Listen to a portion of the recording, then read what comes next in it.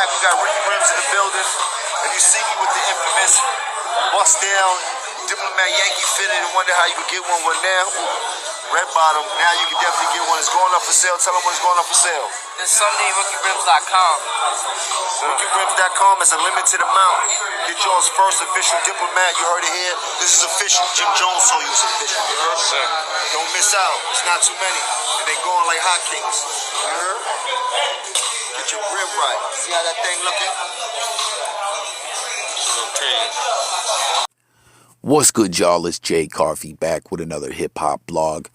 And I just wanted to tap in real quick, put this blog together and talk to you guys, the people, and talk about Jim Jones, Dipset, Killer Camron Juelz, and basically ask y'all a question that right now where we're at in 2021 is Jimmy moving the smartest?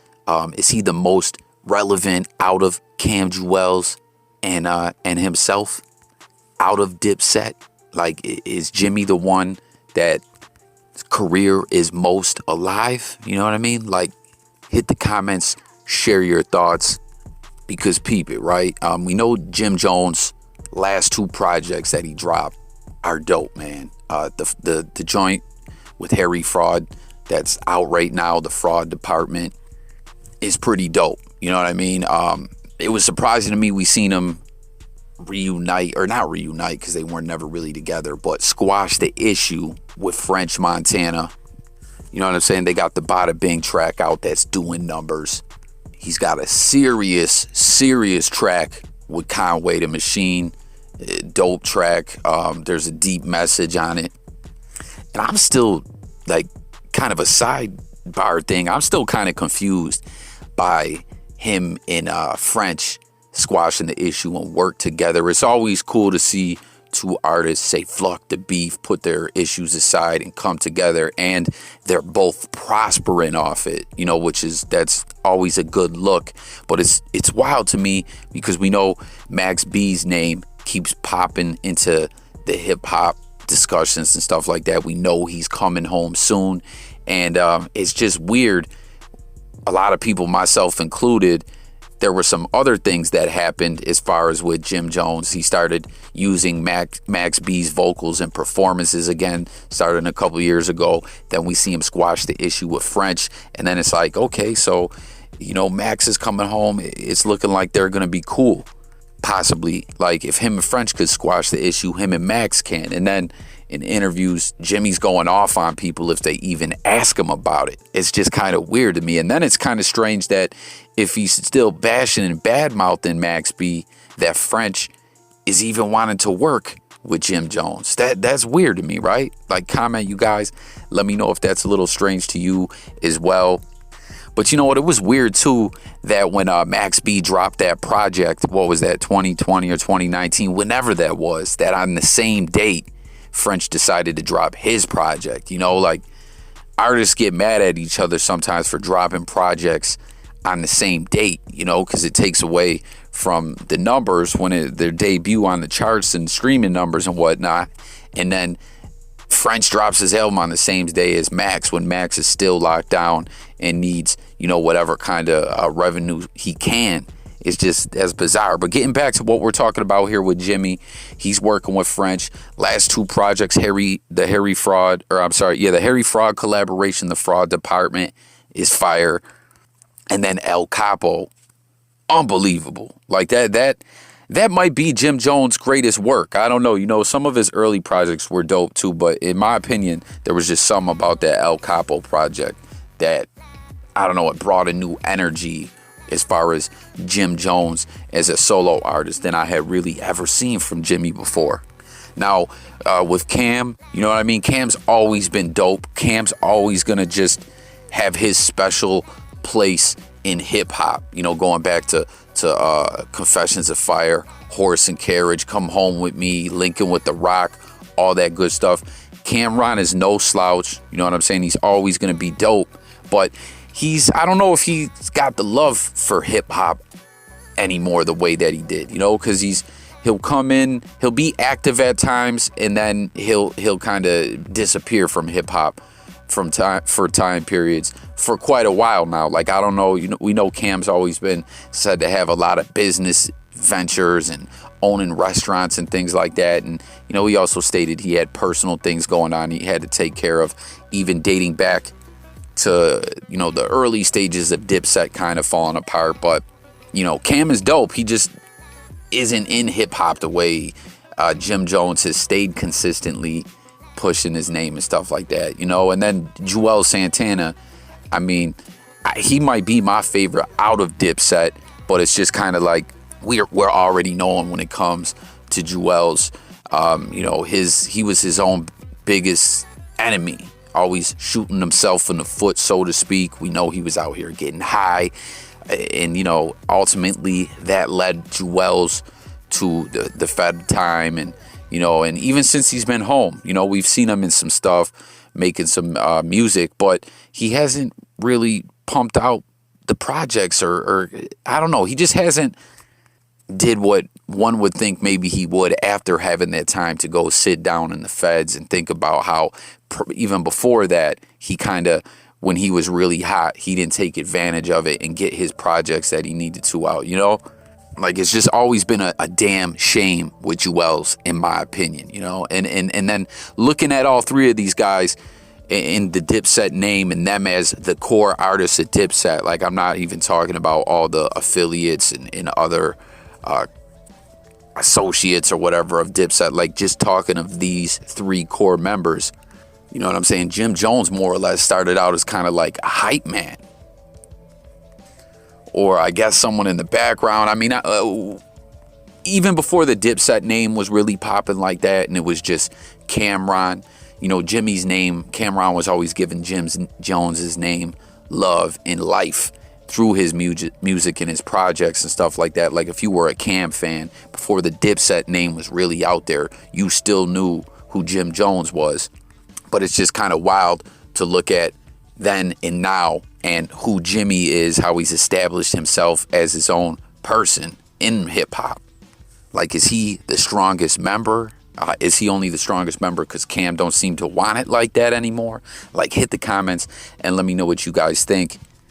Because, I mean, as a Dipset fan and all the other fans out there who really, really loved Dipset, you know what I'm saying? What they did with the fashion, with the music, that Dipset sound that they had. I often compare that to how right now Griselda has like a distinct sound, even when other, working with all different producers seem to bring like a sound to Griselda. It always felt that way with Dipset to me. Like, Dipset really had their own sound.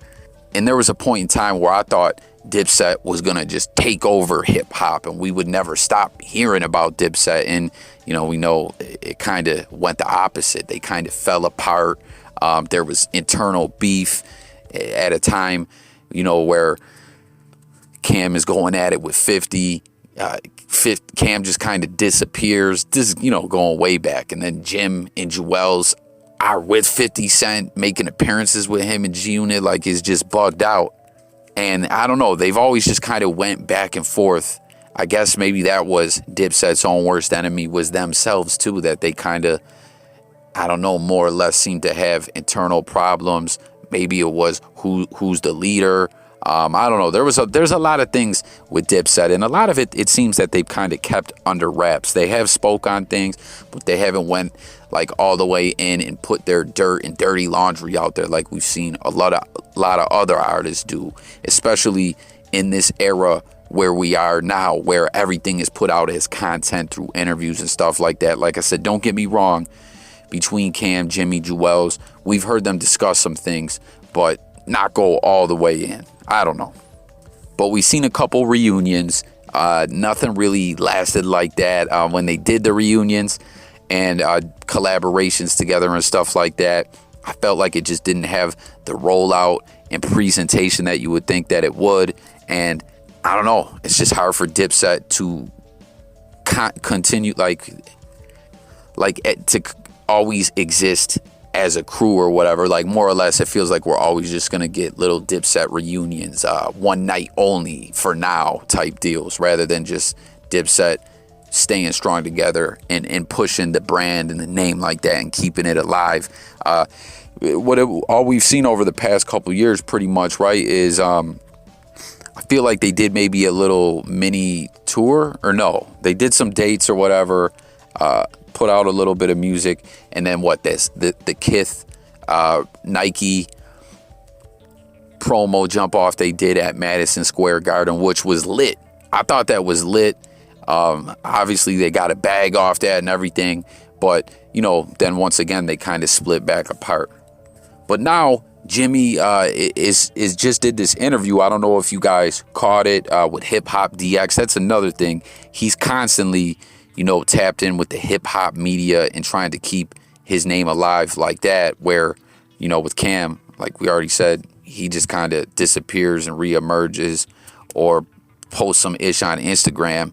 And Juelz, I don't know, like this guy just can't stay consistent. Jimmy stays tapped in with the hip hop media, and with the recent interview that he did with Hip Hop DX, some of the things he was talking about in this interview was interesting to me, kind of with this whole discussion that we're having here about Dipset, and is Jim the one that's moving the smartest as a rapper and as an artist and such, because he did this interview and he was strictly talking about the New York drill wave that we're seeing with the younger artists in hip hop. He said that, he mentioned all these guys, 22G, Chef G, R.I.P. Pop Smoke, Fivio Foreign, and he just said he's really feeling this drill wave, and it's got a feeling, a buzz surrounding this, NY drill. And he said you're seeing that people from all boroughs tap into this. He's saying it has a buzz that nothing coming out of New York when it comes to hip hop has had in a long time, that something special is going on here. And he's talking about how he's basically got to be a part of it, that it's so dope what they got going on. He's got the drill lingo down. He's spinning the block, you know what I mean? All that good stuff. And he's actually collaborated with some of these artists. I think he mentioned Fivio Foreign. I don't know. Y'all can tap into the interview if you already did. Like I said, let me know your thoughts on it. But basically, he said he's collabed with some of these New York drill artists, and he's even done a crunk music and a Dipset anthem, like drill remix, basically. And why that's so interesting to me, right, is because from that genre or whatever you want to call it of this New York drill really does have a wave going and moving. And Jimmy, like we just said, he's got the Harry Fraud project out right now.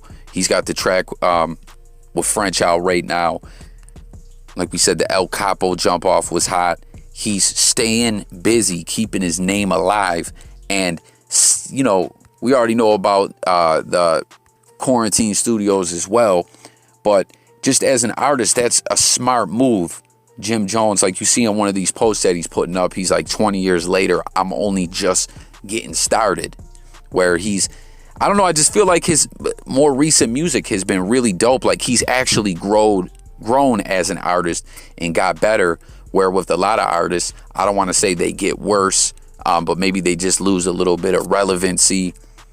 And we kind of always more or less look back at their older projects with Jim Jones and say, we always look at their older projects to say, man, well, can they ever get back to that? With Jim Jones, it just kind of feels like, Jimmy's just heating up and getting better. And now he's really trying to push on and collaborate with these drill artists. I don't know, and more or less give them their props and then be like, I'm the OG, tapped in with this young rapper movement. Like, let's do this. Let's go. I'm Jim Jones. I'm smart, basically, and I don't know. It just kind of leads me back into that question about Dipset. Is Jimmy the smartest, moving the best out of all these artists currently out of Dipset? You know what I mean? And if so, if you do think that, would you have ever thought it would be that way back when Dipset really first started getting heating up? You feel me? So hit the comments with your thoughts on all this. Let me know if you enjoyed this episode. This is Jay Coffee Talk. If you're new, I pump out content on hip hop, music, sports, news, current events, and a lot of different topics. But I love you know, speaking on all these different topics with y'all, and I want to hear from you guys in the comments. So let me know your thoughts on what we talked about on this one, and subscribe to the channel, and let me know if you enjoyed this episode, y'all. Thanks for watching. Sub to the channel, and I'm gone.